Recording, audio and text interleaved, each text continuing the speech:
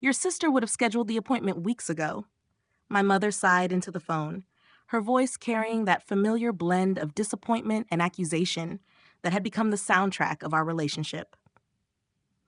I stood in my kitchen, fingers gripping my phone so tightly my knuckles turned white as the carefully prepared response I'd rehearsed dissolved on my tongue. I had, in fact, called 3 different specialists, navigated the labyrinth of Medicare approvals, and rearranged my work schedule to drive my father to his appointment next Tuesday. None of that mattered in the face of the family myth. Emily, my younger sister who lived 2,000 miles away and visited twice a year, would have done better. My name is Catherine Chen, and for 15 years I had been the invisible daughter, present but unseen, essential but unacknowledged, sacrificing but never quite enough. Mom, I've already arranged everything for Dad's appointment. The paperwork is on your dining room table in the blue folder, and I'll be there at 9 a.m. on Tuesday to drive him. My voice remained steady, professional, the same tone I used with difficult clients at the architectural firm where I worked. "Well, I suppose that will have to do," she replied, making it sound like I'd offered to drive him in a shopping cart rather than my perfectly comfortable SUV. "Emily always makes sure to." "I have to go, Mom. Client calling." I ended the call before she could finish her comparison, before the hot tears threatening behind my eyes could spill over. I was 42 years old, for God's sake. Why did her words still have the power to reduce me to a desperate, approval-seeking child?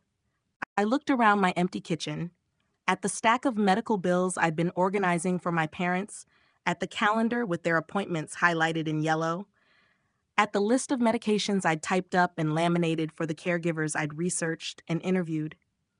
The evidence of my devotion spread across my countertop like artifacts from a life spent in service to people who couldn't see it. That call was 3 months ago, the moment when something inside me, something load-bearing and essential, finally cracked. My father's Parkinson's had progressed steadily over the past 5 years, and my mother's arthritis had worsened to the point where she could no longer manage his care alone. Their modest retirement savings had dwindled, and the complexity of their medical needs had increased. As their eldest daughter, living just 30 minutes away, I had gradually assumed the role of part-time caregiver, financial advisor, medical coordinator, and emotional support system. Emily called weekly from Seattle, sent cheerful care packages, and flew in for major holidays and medical crises. Her visits were whirlwinds of energy and attention, during which my parents seemed to come alive in ways they never did for me. She would sweep in with new ideas, research on experimental treatments, and funny stories that made even my father laugh despite his pain. "Emily found this new specialist," my mother would tell me excitedly after these visits. "Emily thinks we should try this diet. Emily says we qualify for this program." What no one acknowledged was that I was the one who followed through on Emily's suggestions, made the appointments, filled out the paperwork, drove to the pharmacies, and sat for hours in waiting rooms. I was the one who came over when the toilet overflowed at 11 p.m., who noticed when my father's medication wasn't working properly, who made sure their bills were paid on time. And yet, in our family mythology, Emily was the good daughter, the one who would have done everything better, if only she weren't so busy with her important job and beautiful family in Seattle. After that phone call, something shifted in me. A question formed. Delicate but insistent. What would happen if I stopped? Not forever, not completely. Just stepped back, made myself as present in their lives as Emily was, called instead of visited, sent care packages instead of providing care. The thought terrified and exhilarated me in equal measure. I remember the first time I witnessed the pattern that would define our family dynamic for decades. I was 12, Emily 8, and I had spent the afternoon helping my mother prepare a complicated Chinese New Year feast, chopping vegetables, washing dishes as we went, following her precise instructions. When my father and Emily returned from her dance recital, my mother beamed at my sister's flushed face. "Emily, come tell me all about it," she said, wiping her hands on her apron. I stood there, knife still in hand, suddenly invisible in my own home. "Catherine, finish the dumplings," my mother instructed without looking at me as she guided Emily to the living room, their heads already bent together in conspiratorial delight. I folded dumpling after dumpling, each crimp of the dough a silent acknowledgement of my place in the family. Useful but peripheral, necessary but overlooked. When dinner was served, my mother praised the dumplings, telling everyone how she had made them according to my grandmother's recipe. No mention of my hours of work. No recognition of my contribution. It was a small moment, insignificant in isolation. But it was also the template for countless interactions to follow, a fractal pattern that would repeat and expand across the landscape of our lives together. Emily shone, I supported. Emily dreamed, I implemented. Emily was admired, I was utilized. Now, 30 years later, I found myself trapped in the same dynamic, only with higher stakes and deeper wounds. I've been thinking about what you said, about Emily doing a better job, I said to my mother a week later, sitting at their kitchen table. My father dozed in his recliner in the adjacent living room, the television murmuring in the background. And I think you're right. My mother looked up from her crossword puzzle, surprise evident in the slight widening of her eyes. This was not our usual script. Emily has so many great ideas and such enthusiasm for helping you both. I think you should rely on her more. But she's in Seattle, my mother said, as if I might have forgotten this critical detail. Yes, but with technology these days, distance isn't the barrier it used to be. She can arrange for services, coordinate care, research options. I kept my voice even, reasonable. I'm going to be very busy with this new project at work for the next few months, so it's actually perfect timing for Emily to take a more active role. My mother's pencil tapped against the newspaper. But who will take your father to his appointments? There are transportation services for seniors. Emily can arrange them. Or perhaps one of the neighbors would be willing to help for a small fee. I reached across the table and gently placed my hand over hers. Mom, I've been handling everything for years now, and it seems like it's never quite right. Maybe a fresh approach is what you both need. Her face cycled through confusion, indignation, and then settled on a cautious neutrality. Well, if that's what you think is best. It wasn't what I thought was best. What I thought was best was for my parents to recognize and appreciate the support I'd been providing. What I thought was best was for the comparisons to stop. What I thought was best was to be seen, really seen, for once in my life. But I had exhausted myself trying to earn that recognition. I'll help transition things over the next couple of weeks, I said, standing up and collecting my purse. I've made a list of all the ongoing tasks I've been handling, and I'll share it with both of you and Emily. As I hugged my father goodbye, his frail body trembling slightly against mine, doubt crept into my resolve. Was I being petty? Selfish? Was I using their vulnerability to make a point? No, I decided as I drove home. I was finally acknowledging a truth that had been evident for years. My presence in their lives, my contributions, my sacrifices, none of it was valued. And continuing to pour myself into a role that brought me only pain wasn't helping any of us. Setting boundaries wasn't abandonment. It was survival. That night, I sat on my balcony with a glass of wine, watching the city lights flicker against the darkening sky. The weight of my decision pressed against my chest, making it difficult to breathe. I had never defied my parents' expectations so explicitly before. Even moving into my own apartment at 30 had been framed as a practical choice to give them more space, not as a step toward independence. I thought about my life outside of being their daughter. My career as an architect had plateaued years ago when I started reducing my hours to accommodate their needs. The promotion to senior partner that I'd once aspired to now seemed like a distant dream, belonging to someone else. My friendships had dwindled to occasional coffee dates scheduled weeks in advance. My last relationship had ended 2 years ago with gentle words about emotional unavailability and divided attention. What would it be like to reclaim that time, that energy, that possibility? I pulled out my phone and scrolled through my contacts until I found May's number. My college roommate and I had once been inseparable, but in recent years our friendship had faded to birthday texts and holiday cards. Before I could second-guess myself, I typed a message. It's been too long. Free for dinner next week? Her response came almost immediately. Catherine Chen emerging from hibernation? I'm clearing my schedule. Wednesday? Something warm unfurled in my chest, a feeling so foreign it took me a moment to recognize it as hope. The next few weeks were a blur of detailed lists, careful explanations, and long phone calls with Emily, who alternated between confusion and irritation. "I don't understand why you're doing this now, when they need help the most," she said during one particularly tense conversation. "They've needed help for 5 years, Em. I've been providing it every day, and it's never been enough." My voice cracked, emotion finally breaking through the careful composure I'd maintained throughout this process. Silence stretched between us, vast as the country that separated our lives. "What does that mean?" she finally asked, her voice small. "It means I'm tired of being compared to you, of being told that you would do everything better, if only you were here. Well, now's your chance to show me how it's done." The bitterness in my voice surprised even me. Another long pause. "Kate, I had no idea you felt that way." "How could you not know? Every time you visit, every time you call, Mom tells you about all the ways I'm falling short compared to what you would do.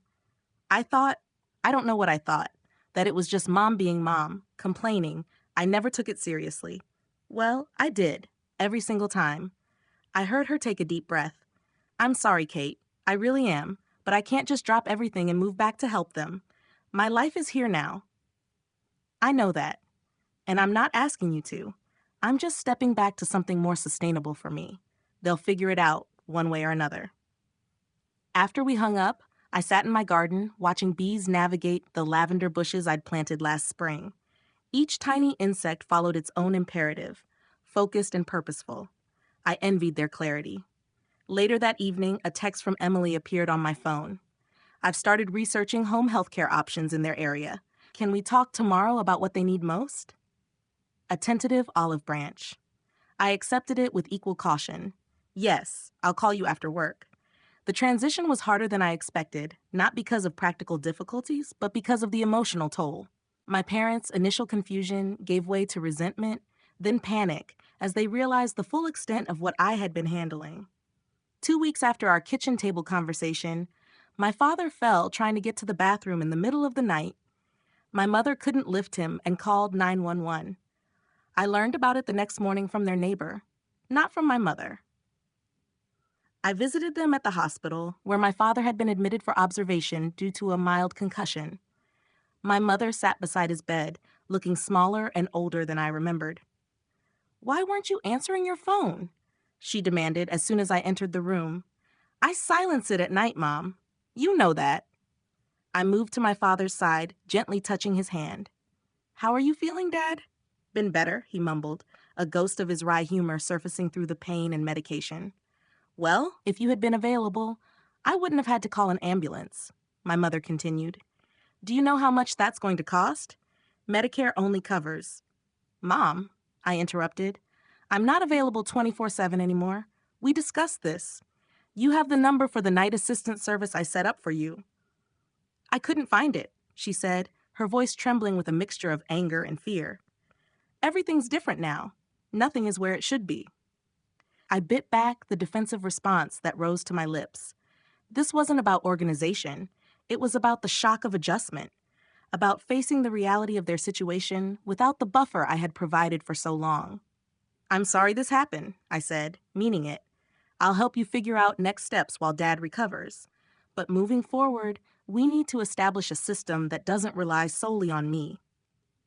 My mother's face crumpled, decades of stoicism giving way to naked vulnerability. "Why are you doing this to us, Catherine, after everything we've done for you?" The question hung in the sterile hospital air between us.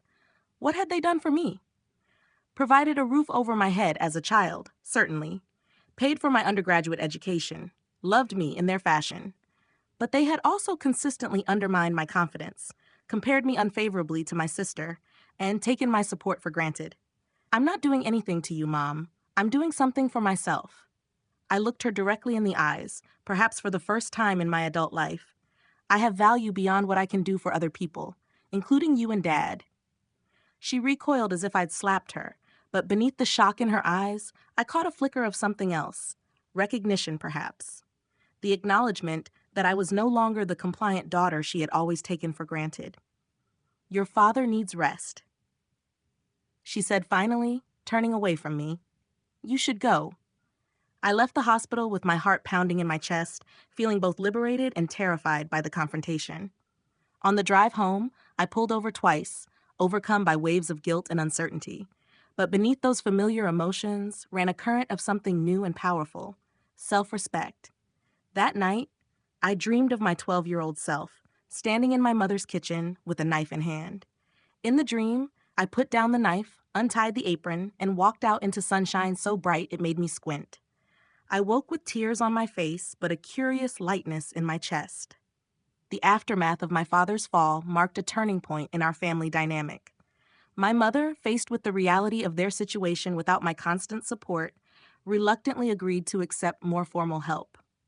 Emily, true to her word, researched and arranged for services from afar, a task that proved more challenging than she had anticipated.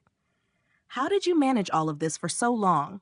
she asked during one of our now regular phone calls. "I spent 3 hours on hold with the insurance company yesterday and still didn't get a straight answer." "Years of practice," I replied, hearing the wariness in my own voice. "And it was never just one thing at a time. It was everything, all at once, all the time." There was a pause before she spoke again. "I didn't understand before. I'm sorry, Kate." The apology, simple and sincere, landed like a cool hand on a fevered brow. "Thank you," I whispered, surprised by how much it meant to hear those words. My relationship with my parents evolved in fits and starts. Some weeks brought shouted accusations and tearful recriminations. Others revealed small moments of growth. My father asking about my work with genuine interest. My mother learning to express gratitude for specific help rather than focusing on what was lacking. I began seeing a therapist who specialized in family dynamics and caregiver burnout. Dr. Patel helped me untangle the knotted threads of obligation, love, resentment, and guilt that had bound me to my parents for so long. "Your parents raised you with certain cultural expectations about filial duty," she observed during one session. "But those expectations were never meant to erase your own identity and needs. In Chinese culture, we have this concept of xiao, filial piety," I explained. "It's about respect and care for one's parents. I always thought I was failing at it because I couldn't make them happy." "Perhaps true xiao includes honoring yourself as well," she suggested. "After all, what parent would want their child to be erased by caring for them?" The question lingered with me, reshaping my understanding of duty and love. It allowed me to see the possibility of caring for my parents without losing myself in the process. The most surprising development was in my relationship with Emily. Without my parents' comparisons constantly positioning us as rivals, we began to forge a genuine connection based on mutual respect. "I never realized how much you were doing," she admitted during one of her visits after we had spent an exhausting day navigating a new insurance issue for our parents, "or how difficult mom and dad can be." "They're not always difficult," I said, surprising myself with the defense. "They're scared. Aging is terrifying, and they don't have the emotional tools to deal with it directly." She studied me over her glass of wine. "When did you get so wise about them?" "Probably around the time I stopped trying to earn their approval." We laughed, a shared moment of recognition that felt like the beginning of a new chapter in our sister story. Later that evening, as we sat on my balcony watching the sunset, Emily confessed something that stunned me.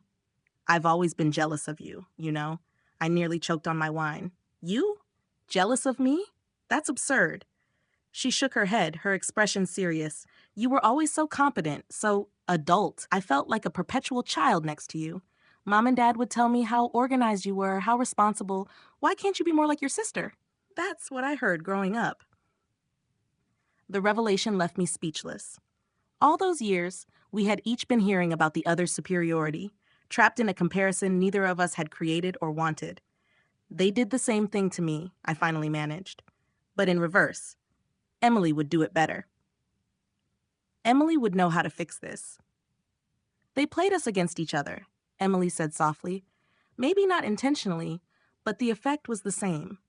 We sat with that knowledge, the weight of it both burdensome and strangely freeing. For the first time, I saw our family dynamic not as a reflection of my personal inadequacy, but as a system that had trapped all of us, my parents included, in roles that no longer served anyone. "What do we do with this?" I asked. Emily reached across the space between our chairs and took my hand. We changed the story. Together.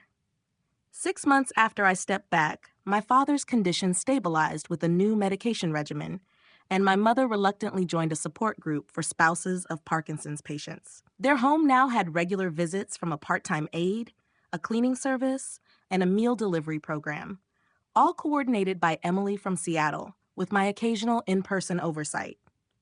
I had dinner with them once a week, helped with specific medical appointments, and maintained their financial records. The rest of my time was increasingly my own, filled with rediscovered passions. The architectural photography I'd abandoned years ago, friendships I'd neglected, and even a tentative dating life. My career began to flourish again, too. With more time and emotional energy to devote to my work, I found myself engaged in challenging new projects and mentoring younger architects. The senior partnership I'd once dismissed as impossible was now being discussed as a real possibility. But the most profound changes were internal. The constant knot of anxiety in my stomach had loosened. The reflexive guilt that had accompanied any act of self-care had diminished. The voice in my head that constantly whispered I wasn't doing enough had quieted, replaced by a growing confidence in my own worth beyond what I could do for others. "You seem different," May observed over brunch one Sunday. "Lighter somehow." I considered this as I sipped my coffee. "I think I'm finally learning to take up space in my own life." "About time," she said with a grin. "I've been saving a spot for you for years." The watershed moment came during a family dinner to celebrate my father's 75th birthday. Emily had flown in for the occasion, and we had arranged for a small gathering at their favorite restaurant, accessible for my father's mobility issues. After the server brought our entrees, my father tapped his water glass with a slightly trembling spoon. We all looked at him in surprise. Public speeches had never been his style. "I want to say something," he said, his voice soft but clear. "Catherine, your mother and I owe you an apology." My fork paused halfway to my mouth. I glanced at my mother, whose lips were pressed in a thin line, then at Emily, who looked as shocked as I felt. "We didn't see what was right in front of us for years," he continued. "You were always there, and we took that for granted. Worse than that, we made you feel like it wasn't enough." My throat tightened, years of unacknowledged hurt rising to the surface. "It has been a difficult few months," he admitted, "but it forced us to see the truth. You are not obligated to care for us. That you did so for so long with so little acknowledgement." He shook his head, emotion making his voice rough. "We are profoundly grateful, Catherine, and deeply sorry." My mother reached across the table and took my hand, her arthritic fingers cool against my skin. She didn't speak. Words had never been her strength, but her eyes held mine with an intensity that communicated what she couldn't say aloud. I felt tears tracking down my cheeks, but for once, I didn't try to hide them or apologize for the emotion. "Thank you," I said simply. "That means more than you know." Later, as we waited for the valet to bring our cars, Emily linked her arm through mine. "You know what's amazing?" she said. "Your stepping back actually brought us all closer together in the end." I considered this as I watched my parents, sitting on a bench near the restaurant entrance, my father's hand resting protectively over my mother's. "Not closer," I finally said. "Clearer. We see each other more accurately now. That's different from closeness." "Is it enough?" she asked quietly.